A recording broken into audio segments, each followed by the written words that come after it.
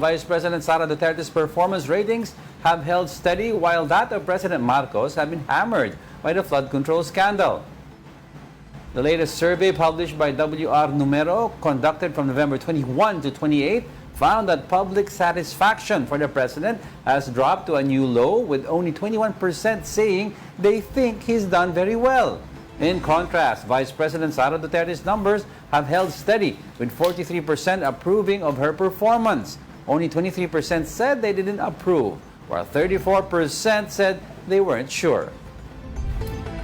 Joining us now is Cleve Arguelles, President and CEO of WR Numero, to help us understand the latest WR Numero survey. Magandang umaga po sa inyo, Cleve. Thanks for joining us. Nakamute po kayo. We can't hear you. Let's try that again. Good. Thank you for having me today. All right, so let's break it down. Ano ba tong naging pinaka-question ditong sa survey na ito at ito ang lumabas? Yes, so this is part of our quarterly regular questions that we filled in our national survey. Tinatanong natin yung ating mga kababayan across the country, how do they describe the performance of the two top officials of the country, the president and the vice president, as they perform their roles respectively. The results, as you've just discussed, is that we find that the president's performance ratings is at its lowest at 21%. This is lowest since we started doing this survey, since it took office actually in 2022. So specifically, when you say yung ratings o yung barometer nito, it's the performance of the president mismo ang bumagsak in general of how he's handling the corruption issues. Yes, so this is a general question in terms of his performance as a president. But we know that most recently, ang latest developments is that we have this flood control scandal. And in fact, nung last State of the Nation address niya, we did a survey right after it. Nung August, there was a slight bump, may slight increase for the president. Yeah. So it actually increased yung kanyang performance from 29% nung April, nag-increase ito to 35% in August.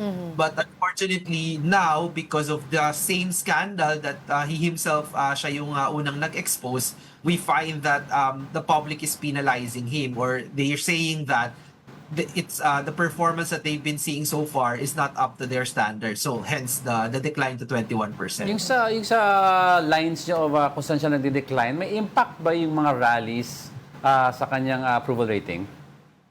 I think there should be an impact. I think it's very much related because we also actually asked in the same survey that we did, this was fielded 21st to the 28th of November. We asked them whether they support the November 30 anti-corruption protest. And we find that as many as 59% of Filipinos said that they support the anti-corruption protest last November 30.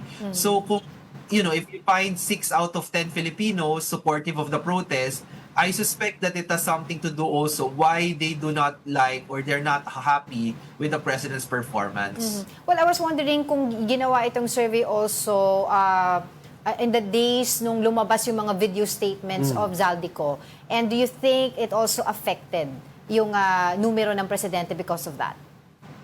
I think that's also a likely case, given that na tutok naman yung ating mga kababayan on the latest developments on the flood control issue. But we also find in the same national survey that we did that actually I think more or less Filipinos now are quite confused on who to really assign blame on, or who to really say as the primary accountable or responsible for this anomalous flood control projects. So Filipinos are divided. 31% are saying it's the president himself that should be made personally accountable. But another 31% are saying that it's actually the officials of the agencies involved, DPWH, for example, and even the budget department. And another 28% naman, they are putting the blame on the contractors like the Diskaya couple. So I think there's no consensus yet, but definitely for some of us, no, some of the Filipinos, we find accountability at the president's Oo. desk. Well, it's good that you mentioned that because seeing the survey right now, malaki yung porsyento ng hindi pa sigurado, no? There's 23%, if I'm not mistaken, doon sa presidential preferences and 30.6% doon sa vice presidential preferences. So what do you make of it? Why do you think na ang laki pa rin, no ba, nung hindi pa rin sigurado when in fact we've seen the rallies, etc. And a lot of people talaga are saying things about this, the whole scandal and seeking for accountability. Yes, actually, you're right. This is a very important part of the story as well on the popularity ratings of both the president and vice president. That a big number of Filipinos, 32% for President Marcos, 34 naman for Vice President Sara, are saying that they're unsure on how to assess their leadership performance so far. And to me, what this tells us is that there's a good number that we can call or describe as the middle forces or the median voter, right? That they're still on a wait and see attitude on how to really assess our top two leaders.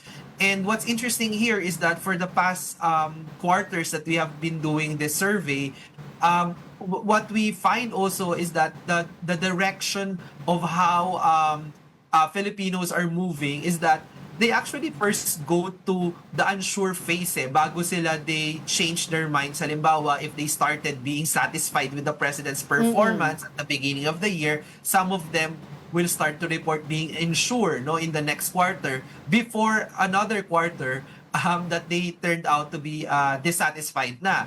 So there's that process, I think, that Filipinos are really assessing on the basis of the progress or the lack of progress, if you will, on the issues of the day, including for now the corruption issue. It's interesting you mentioned yung middle forces, no? Kasi it's been talked about a lot this last 3 to 4 weeks about the tipping point would be the middle ground, no? And well, let's get straight to the point. Sabi nila, yung mga Pinklawan holds a majority of the pink wave. How critical is this mass kung saan sila papanig in the next few months? Yes. We also measure in our survey the number of Filipinos that identifies themselves as supportive of specific political factions. We call this the measure of factional partisanship. Yes. 34% identify as supporters of the Dutertes, so they're the biggest here so far. 15% with the Marcos, 12% with the opposition, broadly defined as identified with former VP Leni Robredo, Senator Ontiveros, and Senator Bam Aquino. And then the rest actually, and this is the biggest chunk, 39% saying that they're independents, no? So what's very important here, I think part of the developing political landscape as well is that for the majority of Filipinos, no, they're in this camp, the independent camp, no.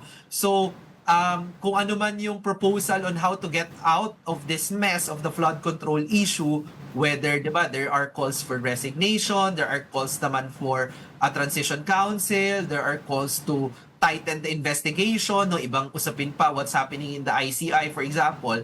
At least for 4 out of 10 Filipinos, they haven't still, they have yet to make up their mindset who to support, no? So middle forces talaga pa to na nag-aantay who to really support and choose in this fragmented political landscape. Could it be itong sinasabing independent na to, ang mga not really ayaw kay Marcos pero ayaw din kay VP Sara? Pwedeng ganun ba ang pag-iisip nila? Yeah, in fact, ayaw nila doon sa tatlong major political factions, if you will, in the country right now. They don't identify with the Dutertes, not with the Marcoses as well, but also not with the traditional opposition. So they're really saying that out of all these options, I'm saying that I'm not choosing any of these three, no, and choosing to be independent. Well, on to the Duterte block naman, Cleve, we see na majority of the percentage doon sa survey ay puro mga Duterte block pa rin. Does this mean na because super taas ng porsyento nila even before, na ngayon nakikita natin na kahit bumababa ito ay mataas pa rin? Yeah. Ganun ba yon? Yes, so I think it remains, what's clear here is that it remains to be a really big constituency, those who identify themselves as pro Duterte. And a lot of it really is concentrated in Mindanao, no? Halimbawa, 69% of people from Mindanao say that they are pro Dutertes. And this is also the region where the number of independents it's actually at its lowest then, only 24%. But in the other regions outside of Mindanao, almost half 45 to 43% are independent. So what you can see here is that the number of Filipinos saying that they're pro Duterte, it's quite stable because most of it is drawn from a specific region of the country. And sabi nga nila, no, if it's a solid support, no, then you see that it's really manifesting at the national level. Yeah. Whereas in other places across the country, the support for different factions are quite dispersed. And in fact, half of those, sinasabi pa nga nila, they're independent. Kaya the other factions are smaller compared to the Dutertes. But you can see here also that the other way to look at it is that there are 3 out of 10 Filipinos saying that they are siding or supporting the Dutertes, but the rest, the 7 out of 10, are happy to side with other factions or in fact declare themselves as independent. Cleve, itong away na magkapatid ni PBBM tsaka ni Senator Amy, does it affect the Marcos base per se? And yung traditional Marcos base, kanino napupunta? Sa President or sa kay Senator Amy?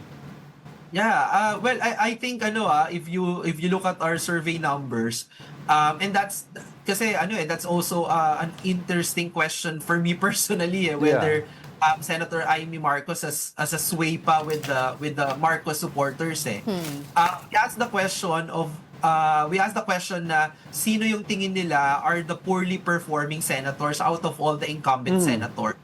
And among the pro Marcos supporters, the top responses are Senator Jinggoy Estrada, Senator Amy Marcos, and Senator Bato de la Rosa. Magkakadikit sila, 26 to 28%. So I think it's safe to say that the Marcos voters do not necessarily identify with Senator Amy now, no, given that yun nga, meron silang away ng kanyang kapatid na ating Pangulo. Kumbaga, it doesn't follow. Yeah.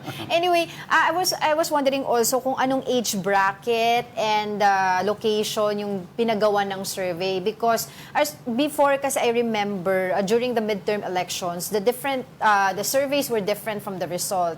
And nakita doon sa mga pag-aaral na more on mga Gen Zs and millennial yung bumoto at that time. That's why it's different doon sa naging survey. So what was the age bracket here when you did this survey?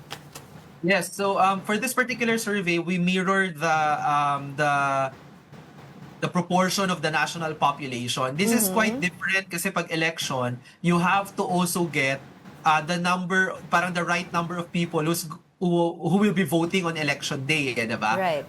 It's a bit more challenging. But in the case of this particular national survey, all adult respondents are eligible, whether they're registered voters or not. So it's really a measure of national public opinion. So Cleve, quickly lang, no? A last question on my part. Moving forward, do you see this flood control or corruption issue will play a big role in how the numbers of the president or maybe the vice president pan out approaching 2028? Yes, I think this will be the defining issue for ordinary Filipinos in terms of how they will continue to assess both the president and the vice president, but especially the president because he's the chief executive.